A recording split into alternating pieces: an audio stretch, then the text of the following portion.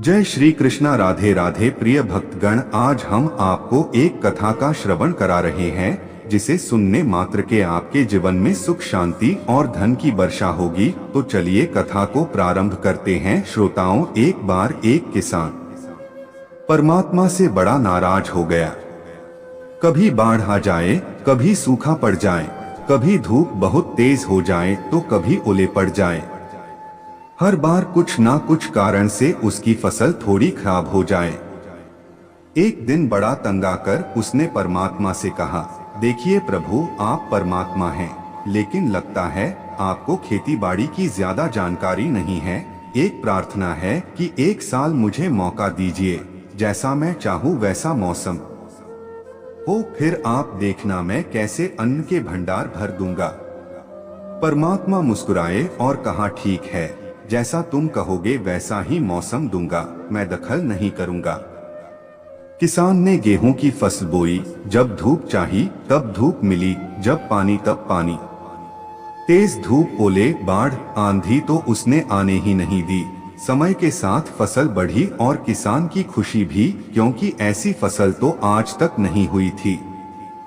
किसान ने मन ही मन सोचा, अब पता चलेगा परमात्मा को कि फसल कैसे करते हैं। बेकार ही इतने बरस हम किसानों को परेशान करते रहे। फसल काटने का समय भी आया। किसान बड़े गर्व से फसल काटने गया, लेकिन जैसे ही फसल काटने लगा, एकदम से छाती पर हाथ रखकर बैठ गया। गेहूं की एक भी बाली के अंदर गेहूं नहीं था, सारी बालियां अंदर से खाली थी। बड़ा दुखी होकर उसने परमात्मा से कहा, प्रभु ये क्या हुआ? तब परमात्मा बोले, ये तो होना ही था, तुमने पौधों को संघर्ष का जरा सा भी मौका नहीं दिया।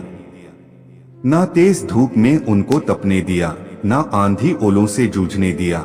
उनको किसी प्रकार की चुनौती का एहसास जरा भी नहीं होने दिया। इसीलिए सब पौधे खोखले रह गए। जब आंधी आती है, तेज बारिश होती है, ओले गिरते हैं, तब पौधा अपने बल से ही खड़ा रहता है। वो अपना अस्तित्व बचाने का संघर्ष करता है, और इस संघर्ष से जो बल पैदा होता है वो ही उसे शक्ति देता है, ऊर्जा देता है, उसकी जीवटता को उभारता है। सोने को भी कुंदन बनने के लिए आग में तपने, हथौड़ी से पिटने, गलने जैसी चुनौतियों से गुजरना पड़ता है, तभी उसकी स्वर्णिम आभा उभरती है, उसे अनमोल बनाती है। उसी तरह जिंदगी में भी अगर संघर्ष ना हो, चुनौती ना हो, तो आदमी खोखला ही रह जाता है, उसके अंदर कोई गुण नहीं आ पाता। ये चुनौतियां ही हैं जो आदमी रूपी तलवार को धार देती हैं, उसे सशक्त और प्रखर बनाती हैं। अगर प्रतिभाशाली बनना है तो चुनौतियां तो स्वीकार करनी ही पड़ेंगी, अन्यथा हम खोखले ही रह जाएंगे। अगर जिंदगी में प्रखर बनना है, प्रतिभाशाली बनना है, तो संघर्ष और चुनौतियों का सामना तो करना ही पड़ेगा।